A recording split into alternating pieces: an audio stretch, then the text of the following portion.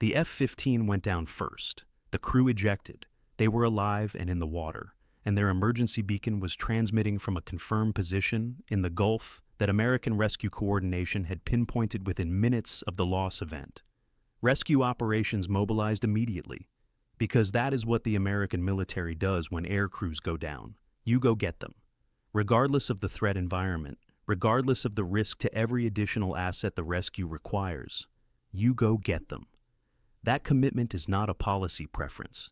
It is the foundational compact of American military aviation, and it has never been negotiable. It is the promise that leadership makes to the pilots it sends into harm's way, that if you go down, we are coming for you, no matter what, no matter the cost, no matter the threat that waits between your position in the water and the aircraft heading toward you. The A-10 was tasked to provide close air support cover for the rescue, not the aircraft that had been damaged earlier that day in a separate engagement. A different Warthog, full weapons load, experienced pilot, specifically assigned to the mission of suppressing any Iranian ground or air threat that might attempt to interfere with the recovery of the F-15 crew. The rescue cover mission is one of the most demanding roles in combat aviation. The pilot flying it knows the threat environment. He knows what killed the aircraft he is flying to protect the recovery from. He knows his own radar warning systems. He knows the limitations of what those systems can detect and what they cannot. And he flies anyway, because the crew in the water needs protection, and the compact requires someone to provide it, regardless of what providing it costs. The A-10 never reached the rescue position. The same system that killed the F-15 killed the A-10 on its rescue cover mission. Not a different system, not a different engagement, not a coincidence of positioning, or a separate Iranian air defense unit operating independently in the same area. Emissions analysis from the A-10's final moments matches the signature from the F-15 engagement, with enough precision to establish that both aircraft were destroyed by the same unidentified Iranian air defense system using the same technique against two different American aircraft in the same general area within the same operational period. The A-10 pilot did not eject in time. The aircraft was destroyed before the ejection sequence could complete.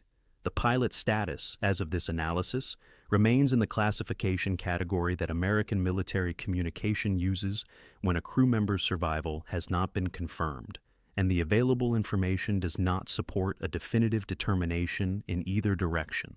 That classification category is the most difficult notification that military families receive. It is the one where the answer is not yet known, and the waiting for that answer is its own particular form of sustained anguish.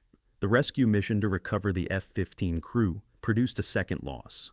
The unidentified Iranian air defense system responsible for both engagements was still in position after the first kill, still operational, still holding the same general area of the Gulf theater, waiting for exactly the kind of high-value target that American rescue doctrine predictably sends into a downed crew's location when air crew go down in a contested operational environment. The system did not withdraw after killing the F-15. It did not reposition to avoid the identification and targeting pressure that follows an engagement of an American aircraft. It held, and it waited. Because the Iranian planners who deployed it understood American doctrine well enough to know that what came next would bring another aircraft into its engagement envelope. Welcome to the Global Brief. What follows is not speculation. It is an analysis of what happened, why it happened in the specific sequence it did, what it reveals about the sophistication of Iranian operational planning in this conflict, and what two American aircraft destroyed by the same unidentified system in the same operational period, one on a primary mission, one on the rescue cover mission for the first aircraft's crew, means for every American pilot and every rescue operation in the Gulf theater going forward. When an aircrew goes down in a contested threat environment, the rescue operation that follows is not planned or conducted with the downed crew's safety as the only operational consideration. Every asset involved in the recovery carries equal weight in the planning calculus, because a failed rescue that generates additional losses is operationally and institutionally worse than a rescue that takes longer to organize but succeeds without compounding the original loss.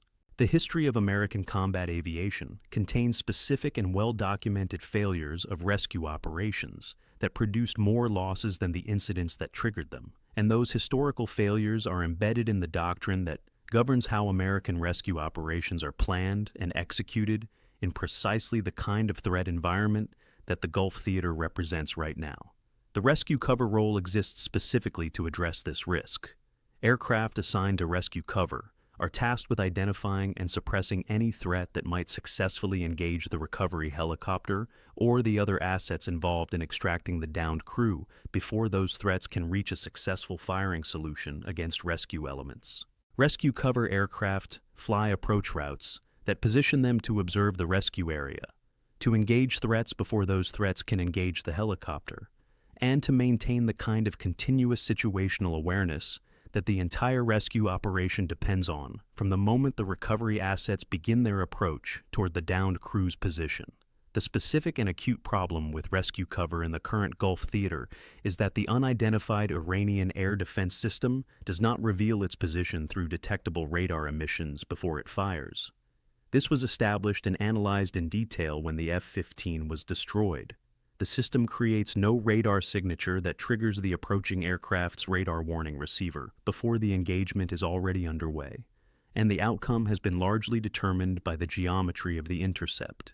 Rescue cover aircraft are supposed to identify threats through two primary mechanisms: the detection of radar emissions from threat systems and visual observation of the threat environment during the approach to the rescue area, a system that produces no detectable radar emissions before it fires, and that can successfully engage American aircraft before visual identification at operationally meaningful ranges is achievable, is a system that rescue cover doctrine, as currently written and as currently practiced, cannot reliably counter. The physics of the engagement sequence work against the defending aircraft from detection, through warning, through response, at every stage.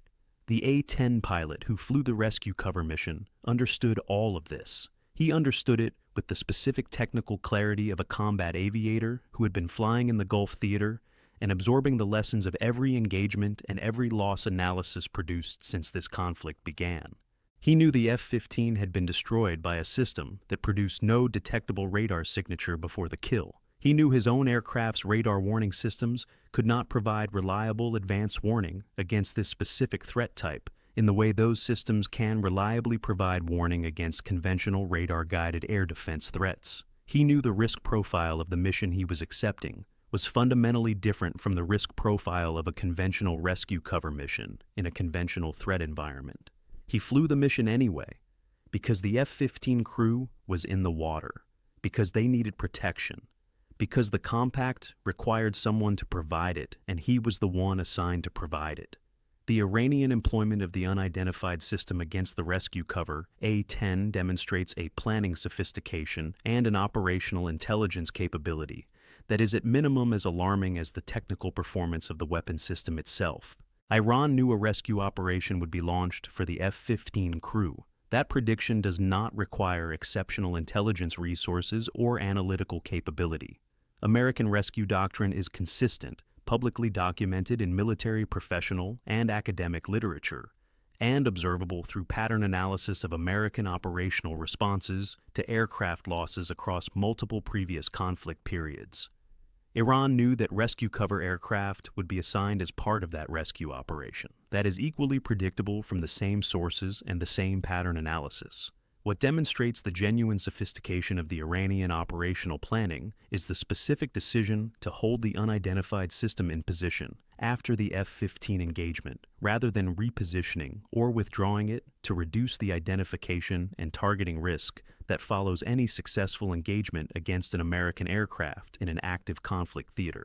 The system was held in position because Iranian planners calculated that the rescue operation, following the F-15 loss, would provide a second engagement opportunity against a high-value American combat aircraft, that the value of that second engagement justified the additional time on station, with the identification risk that holding position created, and that the American rescue cover approach profile was predictable enough to enable a successful second engagement from the same general position the system occupied when it killed the F-15. All three elements of that calculation proved correct. The A-10 flew its rescue cover approach. The A-10 entered the system's engagement envelope. The system engaged. The A-10 was destroyed. The Iranian operational calculation produced exactly the outcome it was designed to produce, and the tactical innovation that calculation represents deserves the specific analytical attention that honest and accurate assessment of adversary capability always requires. The loss of the A-10 on the rescue cover mission creates an operational and institutional impact that is specifically different from every other aircraft loss that this conflict has produced. The F-15 was on a reconnaissance mission, accepting the known risk of operating in a contested air defense environment. Other aircraft losses in this conflict occurred on strike support missions, on supply and logistics missions, on medical evacuation missions. All of them accepting operational risk as an inherent element of the mission they were flying. The A-10 on rescue cover was on a mission whose sole operational purpose was to protect a crew that was already down. The loss of a combat aircraft, specifically on a mission designed to protect other downed aircrew directly and severely, challenges the foundational compact of American military aviation. The commitment that you go, get your people regardless of what it costs, and that the institution will do everything in its power to bring its people home when they go down in harm's way. When Iran exploited the rescue commitment by holding the unidentified system in position to engage the A-10 after killing the F-15, Iranian military planners demonstrated a specific and operationally precise understanding of the compact's military and institutional significance. The rescue commitment creates predictability in American operational responses to aircraft losses. That predictability creates engagement opportunities for an adversary with sufficient intelligence and analytical capability to anticipate the response sequence. Exploiting that engagement opportunity specifically attacks the compact itself, by making the fulfillment of the rescue obligation a direct mechanism through which additional American aircraft are destroyed and additional American pilots are potentially killed. This is not an accidental consequence of the Iranian operational posture. It is the deliberate strategic logic of the employment sequence that produced 2 American aircraft kills from one unidentified system in a single operational period. The tactical architecture can be stated with precision. A persistent unidentified air defense system is positioned for an initial engagement against a primary mission aircraft. The initial engagement succeeds and the aircraft is destroyed. The system holds position after the kill rather than withdrawing or repositioning. The American rescue response to the initial loss brings additional high-value aircraft, the rescue cover assets, into the system's engagement envelope on an approach profile that follows the predictable operational logic of rescue operations in the geographic area of the initial loss. The system engages the rescue cover aircraft. The rescue cover aircraft is destroyed. The initial engagement has generated a second engagement opportunity, and the second engagement opportunity has been successfully exploited. The loop between initial loss and rescue cover loss has been closed by the same persistent system that created the initial rescue requirement. This loop is one of the specific tactical problems that military planners across the history of combat aviation have worked to prevent adversaries from completing. The mechanism for closing the loop from the American defensive side requires either denying the adversary the ability to hold position after the initial engagement, which requires identifying and successfully targeting the system before it can exploit the rescue response, something that has not yet been accomplished, or denying the adversary the ability to anticipate and exploit the rescue cover aircraft's approach through doctrinal changes that reduce the predictability that was exploited in the A-10 engagement. Iran's current advantage in this tactical contest is that American intelligence has not yet characterized the unidentified system with sufficient precision to enable a targeting solution. The system holds position between engagements with effective operational impunity. The doctrinal changes to rescue cover approach profiles that would reduce the predictability the system has been exploiting are being urgently developed in classified American military planning processes, but they were not implemented in a form that would have changed the outcome of the A-10 rescue cover engagement. For the F-15 crew who were eventually recovered, the recovery is the outcome that the rescue commitment requires to maintain its operational and institutional credibility. The crew was recovered. That is the fundamental result that the compact demanded and that the rescue operation ultimately produced. But the specific experience of being in the water in an active combat zone while a rescue cover aircraft was shot down above them during the attempt to protect their recovery is an experience that carries a weight that professional military frameworks help manage without eliminating. They did not choose for the A-10 to be sent for their protection. They bear no responsibility for the loss of the aircraft, and potentially the pilot who flew toward them in fulfillment of the compact. But the knowledge that someone died in the attempt to bring them home is something that combat veterans carry across the entire remainder of their lives. For the A-10 pilot whose status remains unconfirmed, the American military is working through every available information channel to establish what happened during and after the aircraft's destruction sequence.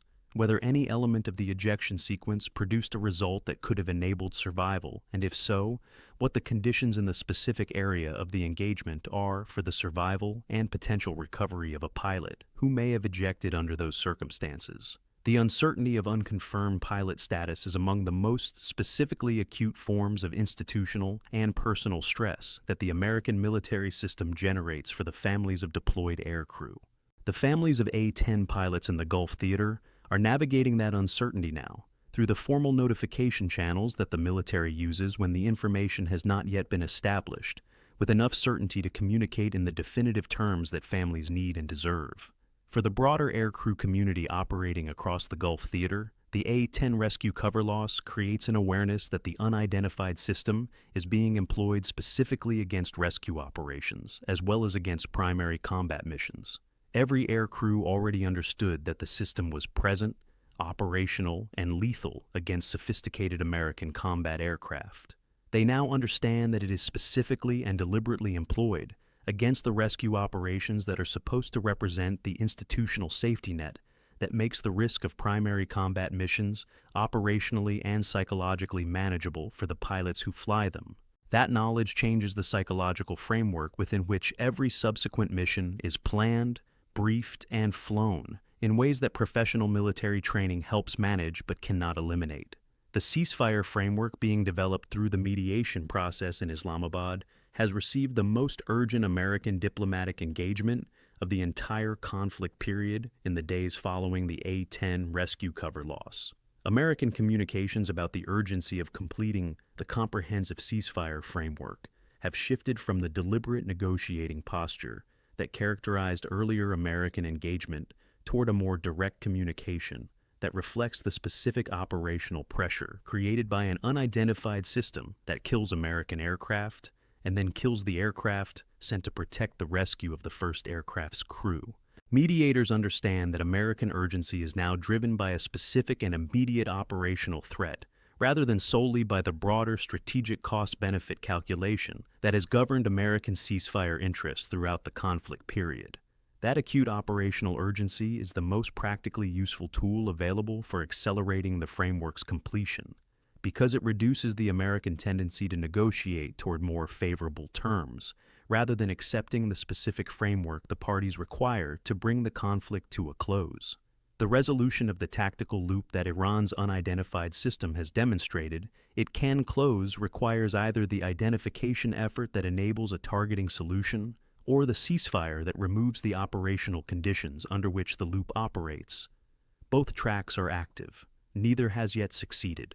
In the interval between now and whichever resolution arrives first, the loop may close again, against additional American aircraft and additional American air crews, including aircraft flying rescue cover missions for crews who went down before them. The A-10 is the aircraft that generations of American ground troops have called their guardian angel.